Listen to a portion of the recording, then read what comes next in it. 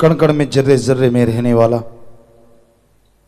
सारी सृष्टि को बनाने वाला, उसके लिए क्या असंभव हो सकता है जो सारी सृष्टि को बना के सैकड़े त्रिलोकियां, त्रिलोकी कहते हैं, यहां 3 तरह के जीव होते हैं, एक जो दिखते हैं, एक दिखते नहीं, और एक देवी देवता फरिश्ताओं के शरीर। दिखते हैं अस्थूल काय, नहीं दिखते सूक्ष्म काय, और देवी देवताओं का ऐसे हाथ हो तो परछाई ना पड़े उसे कहते हैं कारण काय। 3 तरह के शरीर यहां पे होते हैं, उसको त्रिलोकी बोलते हैं। ऐसी सैकड़े त्रिलोकियां हैं, और यहां जाके आत्माओं का वास होता है भक्ति के अनुसार, सेवा सिमरन के अनुसार। तो वो सचखंड निज धाम, वहां पे पता नहीं कितनी रूहों का वास है, और सबके साथ परमपिता परमात्मा है जहरा तौर पे। यहां तो नजर नहीं आता, लेकिन वहां तो हर आत्मा का मालिक सदगुरु मौला उनके साथ है। तो वो कैसा होगा जो हर जगह एक होते हुए भी मौजूद है? वो सुप्रीम पावर, वो परमपिता परमात्मा हर जगह है, पर वो हैरानी की बात यह है हर जगह होते हुए भी वो अजन्मा है, वो जन्म नहीं लेता, और अजाप है, उसका जाप नहीं हो सकता। उस तक जाने के लिए जाप करना पड़ता है। जब उसकी शब्द को, धुन को पकड़ लेते हैं, जाप की जरूरत नहीं पड़ती। अवर्णनीय है, कोई तुलना नहीं है उसके बराबर। तो वो क्या नहीं कर सकता? आदमी के अंदर रोग पैदा होते हैं, कर्म रोग, या फिर उसके शरीर के खरीदे गए रोग। कोई सच्चे दिल से परमपिता परमात्मा को याद करे तो जिसने ये शरीर बनाया है वो उन रोगों को शरीर में से ऐसे निकाल देता है जैसे मक्खन में से बाल निकाल देते हैं। मालूम तक नहीं पड़ता, पर बात संतों के वचनों को मानने की है। अगर कोई मान ले, सहज सुभाए फकीर कहते हैं, कहते नहीं मालिक कहलवाते हैं, और उनको कोई उसी समय पकड़ ले, बस बेड़ा पार हो जाता है। असंभव भी संभव हो जाया करता है। लेकिन वचनों की ही भक्ति है कलयुग में। मान लिया तो ठीक है, ना माना तो भरो। संत गुस्से नहीं होते कि मेरा वचन क्यों नहीं माना, दुखी जरूर होते हैं कि भाई इसके कर्म काट रहे थे, पहाड़ गिरने वाला था, लेकिन ये है जालिम, मानने को तैयार नहीं। चलो फिर क्या कर सकते हैं? तो वो अल्लाह, वो वाहिगुरु, वो राम इतना शक्तिशाली है कि सच्चे दिल से याद करने मात्र से वो इंसान की जायज इच्छाएं पूरी करनी शुरू कर देता है। तो जरा सोचिए, अगर कोई लगातार भक्ति करे, लगातार इबादत करे, तो क्या कोई कमी आने देगा? कभी नहीं, कभी नहीं।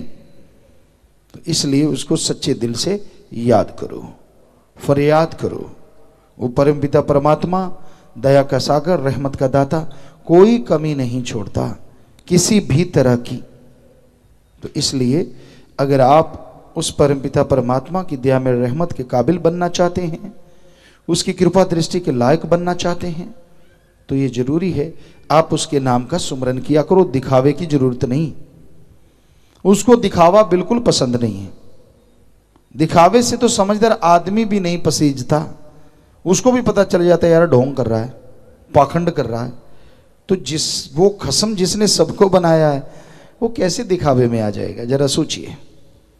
वो तो सवाल पैदा ही नहीं होता, वो तो हकीकत में यकीन रखता है। आप कैसे हैं, किस तरह के हैं, वो सब जानता है। क्या विचार आपके अंदर चल रहे हैं और क्या आने वाले हैं, उसको मालूम है। आपको नहीं। आपको तो इतना मालूम है क्या आए थे और क्या आ रहे हैं, आएंगे क्या, ये भी उस मालिक को पता है। तो बताइए आप उससे क्या छुपा पाएंगे? फिर भी झूठ, फिर भी कुफ्र तोलना, अपनी बेड़ी में बट्टे डालना है। तो इंसान सच्चे दिल से परमपिता परमात्मा को याद करे, उसके नाम का सुमरन करे, तौबा करे अपनी बुराइयों से। यकीन मानिए वो वैश्यों को ऐसा भक्त बना देता है जिसका नाम दोनों जहां में अमर हो जाता है। वो गिरे हुओं को ऐसा उठाता है कि उनका नाम अर्श फर्श दोनों में गूंजने लगता है। इसलिए भाई उस मालिक का नाम जपा करो। जरूरी है नाम जपना। इसी एक बात को हम अरबों बार कह चुके हैं और कहते ही रहेंगे, क्योंकि आप मानेंगे तो भी कहना है ताकि आप मानते रहें, नहीं मानते तो कहना ही कहना है। नाम का सुमरन अति जरूरी है। सेवा करो तन मन धन से, लेकिन सुबह शाम सुमरन के भी पक्के बनो। काम धंधा करते हुए थोड़ा थोड़ा जाप, लेट के बैठ के, अरे हर्ज क्या है। आप गीत गुनगुनाते हैं, किसी की निंदा गुनगुनाते हैं, किसी की बुराइयां गुनगुनाते हैं, घर का कलह कलेश गुनगुनाते हैं, उनको छोड़ के राम नाम गुनगुना के देखो। बाकी गुनगुनाने की जरूरत ही नहीं पड़ेगी, क्योंकि टेंशन गम चिंता सब मिट जाएंगे। तो सुमरन अति जरूरी है। करना ना करना मर्जी आपकी, हम तो होका देने वाले चौकीदार हैं। जो गाइड है, टीचर, लेक्चरर, उसको तनख्वाह मिलती है, वो तनख्वाह की वजह से पढ़ाता है कि भाई मेरे चैप्टर ना रह जाएं। मैंने तो अपने चैप्टर, अपने जितने भी अध्याय हैं वो पूर्ण करवा दिए। आगे बच्चों के हाथ ऊपर है, वो फॉलो करते हैं कि नहीं, उन पे चलते हैं कि नहीं। पर रूहानी संत पीर फकीर तो मालिक की रहमत के काबिल बन चुके होते हैं, उनको उनका मालिक करवाता है, तो वो भी सारे चैप्टर जिंदगी के जीव को समझाते रहते हैं। और यही कहते कि मुख्य चैप्टर अगर आप पास कर लो तो बाकी सारों में आप जरूर अव्वल आओगे। और मुख्य चैप्टर बचनों पे रहो, सेवा सुमरन करो। तीन ही तो बातें हैं, अमल करके देख लो, 12-25 होगा, कमी नहीं रहेगी। अब ये छोटी छोटी बातें अगर इंसान नहीं मानता तो फिर अपने अपने कर्म हैं, उन्हें कोई नहीं टाल सकता। हमने अजमा अजमा के देखा है, कई केसेज हुए हमारे सदगुरु के साथ। बेपरवाह जी ने ख्याल दिया, एक सज्जन आए, शराब पीते थे, मत पी भाई, माफ़ी ली। उनके परिवार वाले खास सेवादार आज भी हैं, तो उनको फिर कहा, फिर लेके आए, 3 बार हो गया, तीसरी बार लेके आए। ये बुद्र वाले की बात, तो उनसे कहा गया कि पीना मत, वरना मौत आ सकती है। अब इससे बड़ी और क्या चीज हो सकती है। कभी कभार ही संतों से मालिक ऐसी बात कहलवाते हैं, तो वो कहता जी नहीं, डर गया, कुछ देर नहीं पी। जब पी 2 घूंट अंदर गई और आत्मा पार बोल गई। फिर एक और परिवार, वो भी पंजाब से आए, यहाँ पे 2-3 बार माफ़ी ली, फिर से गलती। तो कहा कि भाई बाई चांस कोई, हम पहले सोचते नहीं, मालिक ने सदगुरु ने फिर कहलवाया कि अब पी ली तो मौत हो सकती है। उसने बहुत डरा, 6 महीने नहीं पी, यार दोस्तों ने जबरदस्ती की, फिर घूंट पी ली और पार। तो फिर रोने पछताने से क्या मिलता है, पहले वचन मानो। कई केसेज, ये तो हमने 2 उदाहरण दिए हैं, ऐसे बहुत सारे केसेज होते हैं। क्योंकि फिर जब मन हावी हो जाता है ना, कौन सा गुरु, कौन सा पीर, भगवान भी आ जाए तो भी कहते हैं टिच करके जाना, चल हट। क्योंकि मन ताकत ही ऐसी है, बड़े बड़ों को हिला के रख देती है, तो आदमी की तो बिसात ही क्या। तो कहने का मतलब, हम बार बार कहते सुमरन कर लो, भक्ति कर लो, इबादत कर लो, नाम जप लो। कहते ना, क्या है, संतों का तो काम ही है। देखो हमने कहा कि ये पूछा करो कि आज सुमरन किया कि नहीं, बहाना देखो मन ने निकाला, कहता मेरा तो मालिक को पता है। बता, इससे बेशर्मी कोई और हो सकती है? ये तो हमने बोला ही नहीं कि आपने आगे से ऐसे कहना है, सिर्फ ये कहना है आज सुमरन किया, कोई पूछ ले कितना तो वो भी बताना है। ये तो बोला ही नहीं कि ये मालिक को पता है, मालिक को तो फिर सारा ही पता है। तेरा अगर चिट्ठा खोल दिया तो जीने के काबिल, न मरने के काबिल। तो अच्छा है कि उसको ऐसा ना बोल, कहीं वो खोलने लग गया तो उसने तो तेरे से खुलवा लेना है। ये पुर्जा हिला दिया, सबको बोल बोल के बताएगा, फिर क्या करेगा। तो अच्छा है सही से मान जाया कर कि आज नहीं किया, शर्म आती है तो अगले दिन कर ले, लेकिन बहाने ना ढूंढ। तो ये बड़ी हैरानी है मन की।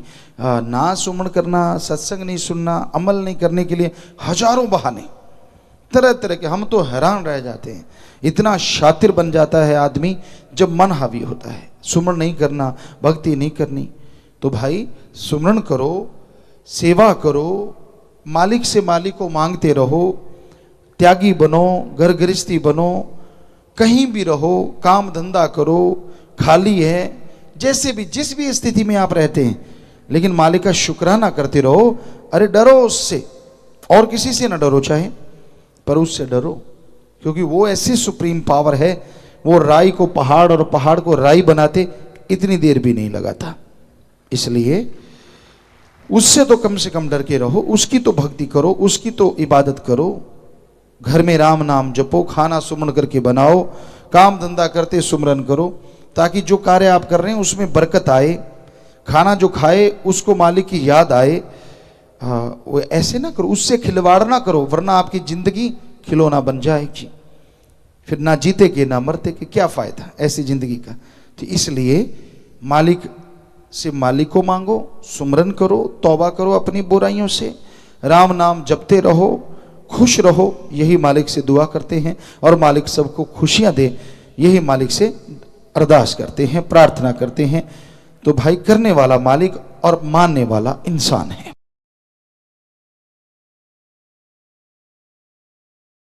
मालिक का नाम सुखों की खान है। जो लोग मालिक के नाम से जुड़ जाया करते हैं, जो सुमरन के पक्के हो जाते हैं, पहाड़ जैसे कर्म कब कंकर में बदल जाते हैं पता तक नहीं चलता। अल्लाह वाहिगुरु गौड़ खुदा रब की याद में ऐसी शक्ति है, ऐसी ताकत है कि जो भी इस ताकत से जुड़ जाता है उसे दोनों जहां की खुशियां इस मृत्यु लोक में मिलनी शुरू हो जाती हैं। ऐसा परमानंद मिलता है, ऐसी लज्जत मिलती है जिसकी कल्पना नहीं की जा सकती। तो इसलिए अगर आप परमानंद चाहते हैं, मालिक की कृपा दृष्टि के काबिल बनना चाहते हैं, तो मालिक के नाम का सुमरन किया करें। सुमरन में अनोखी शक्ति है। सुमरन इंसान के अंदर की मैल साफ कर देता है। सुमरन इंसान को आत्मबल बख्शता है। सुमरन करने से इंसान अंदर बाहर से शक्तिशाली होता चला जाता है। कोई गम, कोई चिंता, कोई टेंशन उसे सता नहीं सकती। इसलिए सुमरन के पक्के बनो। कईयों ने कहा कि जी परम पिता जी के समय या मस्ताना जी के समय नाम के बारे में नहीं कहा जाता था, क्योंकि उनका मन खुद का खराब था। खुद तो जाप करना नहीं होता था, लोगों को शिक्षा देते थे नहीं, तब तो नहीं कहा जाता था। एक एक शब्द उठा के देखो उसमें लिखा क्या है। बेपरवाह जी के कितने भजन हैं, आप ज्यादातर देखेंगे, हमें लगता है 90% 95% शब्दों में एक ही बात आती है, नाम जपो, नाम जपो, नाम जपो। तो ये क्या वचन नहीं, ये तो लिखित वचन है जिनको कोई टाल भी नहीं सकता। बेपरवाह जी ने भजन बनाए हैं। तो ये सिर्फ आदमी का जब मन खराब होता है ना, तो सतगुरु पीर फकीर को भी उसी तरीके से मोड़ लेता है। तो भाई हकीकत है, नाम जपे बिना किसी भी युग में किसी को शांति नहीं मिलती। सेवा करो, परमार्थ तन मन धन से दीन दुखियों की मदद करो, दृढ़ विश्वासी दृढ़ यकीन करो और सुमरन करो। 3 बातें रूहानियत के लिए तरक्की देने वाली हैं। बाकी बातें करोगे अकाज होता है, चुगली, निंदा। क्योंकि जब सुमरन नहीं करते, चुगली निंदा करने को दिल करेगा। आपके पास से कोई उठ के गया, सामने से गुजर गया, उसकी निंदा शुरू कर दोगे। बिना वजह दूसरों को देख देख के जलते भूनते रहोगे, आत्मा कमजोर हो जाती है। सुमरन से ही आत्मबल आता है, सुमरन से ही आत्मिक शक्ति आती है। इसलिए सुमरन जरूरी है। सुमरन किया करो, भक्ति किया करो, तो आत्मविश्वास आएगा, सहने की शक्ति आएगी, और उसके द्वारा ही आप मालिक की कृपा पात्र बन पाएंगे। इसलिए ये बहुत जरूरी है कि आप सुमरन नियमानुसार जरूर किया करें। सुमरन के बिना बात नहीं बनती। चाहे घंटा सुबह शाम या आधा घंटा सुबह आधा घंटा शाम, सुमरन भक्ति में ही शक्ति है। और फकीरों के पास कोई जादू टोना या राख की चुटकी नहीं होती जो सिर में डाल दी जाए, वो तो पाखंड है। सुमरन ही एक तरीका है जो आपके विचारों को बदल डालेगा। सुमरन ही एक रास्ता है जो आपको गम, दुख, दर्द, परेशानियों से आज़ाद करके बेगमपुर का बादशाह बना देगा। इसलिए सुमरन पे ध्यान एकाग्र करो। सुमरन करना ही करना है। कितना भी काम धंधा है, कितना भी आप बिजी हैं, सुमरन करो। मन जालिम तो ऐसा है, चाहे आप फ्री हो तो नहीं सुमरन करने देता। गप मार लिए, इधर उधर की बातें कर ली, ये क्या है, वो क्या है, फलां क्या है, बिना वजह दीवारों को तस्वीरें बनाता रहता है, पेंटिंग करता रहता है।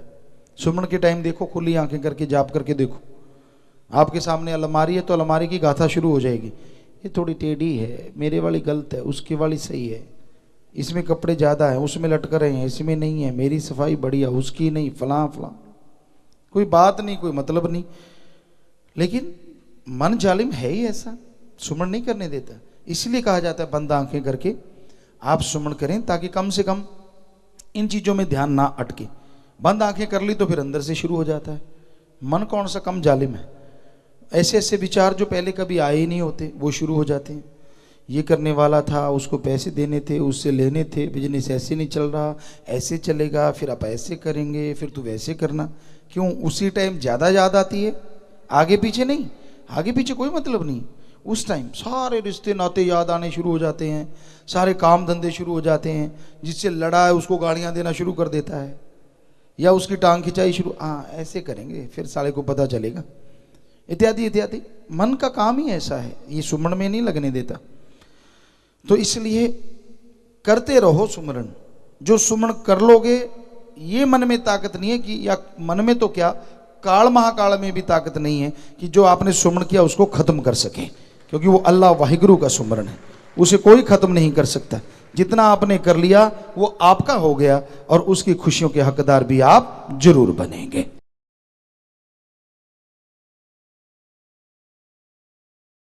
सच्चे दाता रहबर परमपिता परमात्मा, उसके प्यार में, उसकी मोहब्बत में, उसके नाम में जो शक्ति है वो कल्पना से परे है। जीव जो सोच भी नहीं सकता वह नज़ारे मालिक दिखा देते हैं जो उसके नाम का सुमरन किया करते हैं। नाम का सुमरन अनमोल है, बेशकीमती है, और हैरानी है ऐसे अनमोल बेशकीमती नज़ारे को लेने के लिए एक पैसा भी खर्च नहीं करना पड़ता। हीरे जवाहरात, सोना चांदी, जो भी गहने आप पहनते हैं उसके लिए रुपया पैसा खर्च करना ही पड़ता है। लेकिन अनमोल नाम, बेपरवाह जी ने फरमाया है, अनमोल नाम बिन मोल मिले संतों के बाजार में। संतों का बाजार सत्संग होता है। संत कहीं भी जाते हैं, दुनिया क्या सोचती है, क्या उनके दिलो दिमाग में सवाल चलते हैं, कैसे कैसे वो मामलात बना देते हैं, ये उनका मन है और वो मनमते हैं। संतों को इससे कोई लेना देना नहीं होता। पर संत यहाँ भी जाते हैं, सत्संग ही उनका बाजार होता है, और रूहों का वो वणज व्यापार करते हैं। हमेशा ऐसा ही होता है। निजामुद्दीन औलिया, उनके साथ उनके मुरीद थे, कहीं पे जा रहे थे, कहने लगे भाई आज तो वैश्या के कोठे पे चलेंगे। अब आम आदमी जाते हैं वो तो यही सोचेंगे कि ये भी तो आदमी है। तो वो वैश्या के कोठे पे चढ़ गए। बाकी जितने भी मुरीद थे खिसक गए, कुछ खिसक गए, कुछ बातचीत करने लगे, यार ये भी कोई बात है, क्या कहेंगे लोग, आपका गुरु कहाँ गया, वैश्या की कोठी पे। तो कुछ रुक गए, 20-25% चले गए। तो वहाँ वैश्या कि गेट पे खड़े, गेट खटखटाया, वो बाहर आई, कहने लगे भी हमें तो एक अलग कमरा चाहिए। 20-25% और खिसक गए, अलग कमरा चाहिए, ये क्या मतलब? कहने लगे महाराज और कोई सेवा? कहने लगे आप भी वहीं आइए। खिसक गए, कुछ 20-25% और खिसक गए। तो पूरी रात वो वहां रहे। अगली सुबह तक सिर्फ एक ही उनका मुरीद जो बेहद खास था, तो वही बचे, बाकी सब चले गए। और हकीकत में हुआ ये कि उन्होंने वहां पे सत्संग किया। वो वैश्यों की जो हेड थी उसको बुलाया, इसलिए पहले उसको ज्ञान दिया और उसके बाद जितनी भी वहां रहने वाली लड़कियां थी उनको ज्ञान दिया और उसके चंगुल से सारी लड़कियों की मुक्ति करवा दी। पर जिनके मन गंदे होते हैं, जो खुद नरक के कीड़े होते हैं, वो कैसे सोच सकते हैं? वो तो यही सोचेंगे वैश्यावर्ती में लिप्त लोग, जो हम हरामखोरी करते हैं ये भी हरामखोरी करते हैं। तो ये कलयुग है, अब तो बहुत ही भयानक कलयुग। इंसान की जैसी गंदी सोच होती है वैसा दूसरे को वो देखता है। बड़े चालबाज हैं इस संसार में, बड़े ही चालबाज, दिखने में कुछ और, करने में कुछ और। दाता पुल दाता नाल प्यार पा लिया, बेपरवाह जी ने एक भजन लिखा है। और आज कलयुग के इस टाइम में, क्योंकि जब भी उन्होंने लिखा तब भी वो 100% खरा उतर रहा था हर चीज पे, और आज भी उतर रहा है। दाता को भूल गया, जिसने दातें दी उस मालिक को भूल गया, और दाता पैसा, जमीन जायदाद, ये वो, उससे प्यार डाल दिया। भूल गया सब कुछ, भूल गया तन मन धन से परमार्थ करना, और जिस थाली में खाए उसी में छेद करने शुरू कर दिए। ऐसा घोर कलयुग आ गया है। दिखने में कुछ और नजर आते हैं, पर इतने मतलब परस्त हैं लोग, इतने नमक हराम है लोग, सभी नहीं पर कुछ सफेदपोश ऐसे लोग नजर आते हैं हर क्षेत्र में, हर जगह पे। तो ऐसों से जितना दूर रहो, जितना परहेज करो उतना ही अच्छा। आपको कैसा पता चले कि ये अब सही है, कब गलत हो गया? अगर वो अल्लाह वाहिगुरु राम के गुण गाता है, शुरू से गाता आया, आज भी गा रहा है, आपको कोई नाजायज काम करने के लिए नहीं कहता, राम नाम के रास्ते पे चलने के लिए कहता है, सेवा सिमरन सत्संग में दिल उसका लगता है और आपका लगाने के लिए कहता है, तो 100% वो खरा है। अगर वो कभी किसी आदमी में कमी निकालता है, कभी किसी में, ये प्रबंधक सही नहीं, ये फलाना सही नहीं, ये दिंकड़ सही नहीं, समझ लो उसकी लुटिया डूबने वाली है। क्योंकि उसको किसी से क्या लेना देना। आप अपना बिजनेस करो, काम करो, धंधा करो, राम का नाम जपो, बस। और जैसे वो इस तरह की बातें करने लगता है और आप सुनना शुरू कर देते हैं, समझ लीजिए आपका मन भी हरामी होने वाला है। ऐसे लोगों से सावधान हो जाओ। क्यों, पहले क्या था और अब क्या हो गया? फकीर संत गुरु तो कभी किसी को बद्दुआ नहीं देते, क्योंकि चलता पैसा कब खोटा हो जाए इसका कोई मालूम नहीं पड़ता। तो इसलिए ऐसे लोगों से सावधान हो जाओ, क्योंकि वो गिर चुके हैं, मन के हाथों मजबूर हो चुके हैं, चाहे माया के यार बन गए या मोह ममता में फंस गए, भूल गए उस मालिक देने वाले को। अगर वो दे सकता है तो वो ले भी सकता है। सारी रौनकें उड़ जाती हैं, मुंह से मक्खी नहीं उड़ती। फिर इतना बुरा हाल होता है कहने सुनने से परे। तो कई लोग चालाक ज़्यादा पड़ गए, ज़्यादा कड़ गए, ऐसी चालाकियाँ करते हैं, शातिराना चीज़ें करते रहते हैं और वो पल पल भरते हैं। मालिक कृपा करता है, उस जो भी आदमी सेवा करता है तन मन धन से, कोई कमी नहीं छोड़ता मालिक। लेकिन इंसान अगर बुरे कर्म करने लग जाए तो भाई फिर भरना भी उसको पड़ता है। तो इसलिए आप सुमरन करें, भक्ति इबादत करें और ऐसे लोगों से हमेशा सावधान रहें जो क्यों किंतु परंतु में ही उलझे रहते हैं। वो उनकी भक्ति करी कराई चली जाती है। मालिक हालांकि जो भी तन मन धन से सेवा की उसका कुछ छुपा के नहीं रखता, दे देता है। लेकिन आदमी अगर अपनी झोली ही फाड़ ले तो दिया हुआ सारा धीरे धीरे गिरता है और कई बार एकदम भी गिर जाता है। तो इसलिए भाई ऐसे लोगों से सावधान रहो, अपने मन को हावी ना होने दो, सुमरन करो, भक्ति इबादत करो, मालिक से मालिक को मांगो और मालिक से मालिक की औलाद का भला मांगो, भला करो, और जो राम नाम में चलें उनका साथ दो, उनकी सोहबत करो। जो क्यों किंतु परंतु अपनी अकल का ज़्यादा दखल दें, अपने आप को ज़्यादा होशियार समझ के अजीबोगरीब बातें करें, समझ लीजिए वो आदमी गिरा हुआ है, सिर्फ दिखावा मात्र कर रहा है, उसमें भी उसका कोई पैसे का मतलब होगा या कोई और मतलब होगा। तो इसलिए ऐसे लोगों से बच के रहो, राम नाम से जुड़े रहो। सदगुरु मौला के वचन, साईं मस्ताना जी महाराज, परम पिता दाता रहबर के वचन अब भी करवाते उन्हीं के वचन कि सच्चे सौदे के मुरीद को ना अंदर कमी रहे ना बाहर, दोनों जहां की खुशियों से माला माल होते रहोगे। और अब तो कई गुना बढ़ चढ़ के खुशियां बरसेंगे ही बरसेंगी।